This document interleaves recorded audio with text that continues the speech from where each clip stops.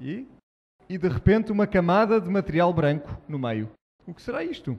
Isto é o giz que vimos antes. É constituída por pequenos esqueletos de pequenos restos de animais unicelulares. Radiolária. Quando se cava neste carvão, encontra-se este tipo de vestígios. Onde é que se encontra este tipo de vestígios? No oceano. Isto era uma floresta, não era? As florestas não crescem no fundo do oceano. Este senhor é o chefe dos geólogos. E fomos juntos fazer uma visita à mina. E aqui ele está a pegar numa pedra de radiolária. Apenas pode ser formado pela deposição de água do mar. E ele disse-me, e isto foram as palavras que ele disse: sabe porque é que eu fumo tanto? Lembrem-se que estamos a falar de um país ex-comunista, onde as pessoas foram treinadas e ensinadas por uma filosofia comunista e ateísta. E este homem diz-me, eu fumo tanto porque eu tenho de mentir tanto. Veja que eles mandam todos os dias muitas crianças da escola que vêm a esta mina, e eu tenho de explicar a estas crianças como isto foi formado ao longo de milhões de anos, quando ele sabe que está a mentir, porque qualquer pessoa pode ver que aquilo tem de ter surgido de alguma maneira da água. Mas era uma pessoa muito simpática. Vejam que há ali carvão e alguma parte não é carvão. Que idade é que terá? Quando se escava, se faz uma perfuração, por vezes encontra-se petróleo. O petróleo está com uma pressão brutal. É como quando se abana uma garrafa de Coca-Cola, tira-se a tampa e ela explode. Porquê é que ela faz isto? Porque há gás dentro da garrafa. Então, e se eu tivesse uma garrafa de Coca-Cola e tivesse uma agulha e fizesse 1 milhão de buracos no topo desta garrafa e deixava ali sem mexer durante 5 dias. E então vou e abano a garrafa, tiro a tampa, o que é que acontece? Nada. Nem sequer faz aquele barulho. Porquê? Porque o gás escapou, fugiu. E se eu deixar ali durante 40 milhões de anos?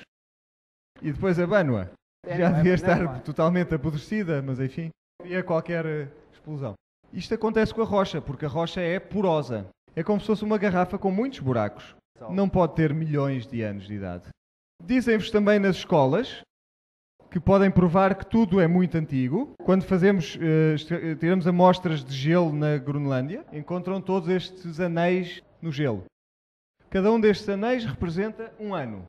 E têm centenas de milhares de anéis destes. E na década de 50, alguns aviões despenharam-se na Groenlândia. E recentemente foi feita uma expedição para recuperar estes aviões. Queriam colocá-los no museu. E tiveram de escavar centenas de metros até chegar aos aviões. Quando contaram as camadas por cima deles, havia milhares de camadas. E a conclusão é: aqueles aviões nunca se despenharam na década de 50. Centenas de milhares de anos atrás. Portanto, estes anéis não podem ser anéis anuais. São anéis criados por eventos, como uma tempestade de neve, por exemplo. Todos os estudos feitos nos glaciares demonstram que a glaciação demorou cerca de 600 anos. Vejam investigações feitas pelo Arthur Chadwick. É sobre correntes paleológicas.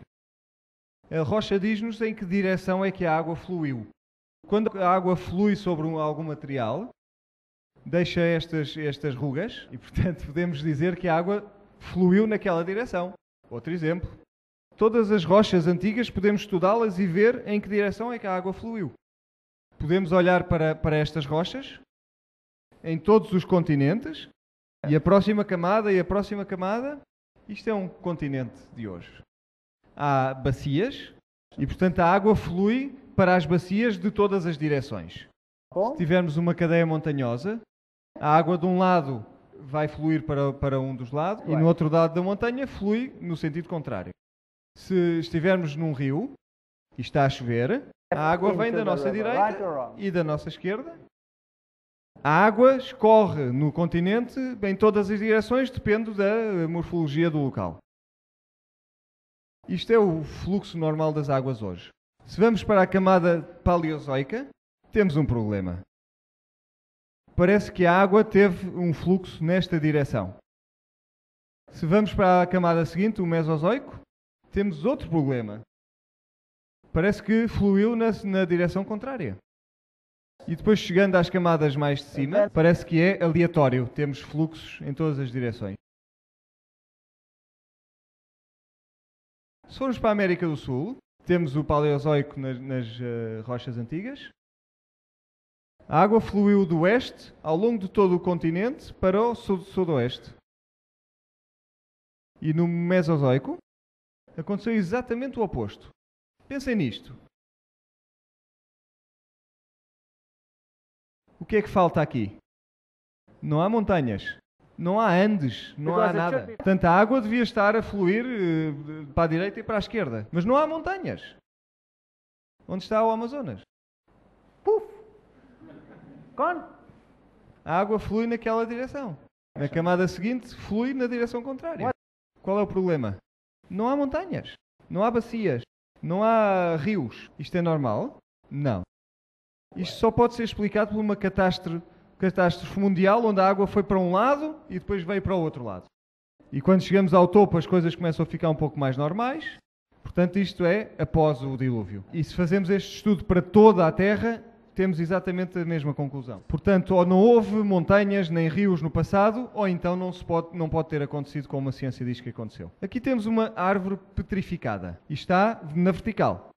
Cresceu assim. Portanto, cresceu assim, como está ali. Cresceu naquele sítio. Mas assim como temos camadas, temos 40 camadas em cima uma da outra, e portanto dizem isto foi pó vulcânico que foi cobrindo esta floresta. E isso vai demorar muito tempo. Se veem estas árvores, não têm raízes e atravessam mais do que uma camada.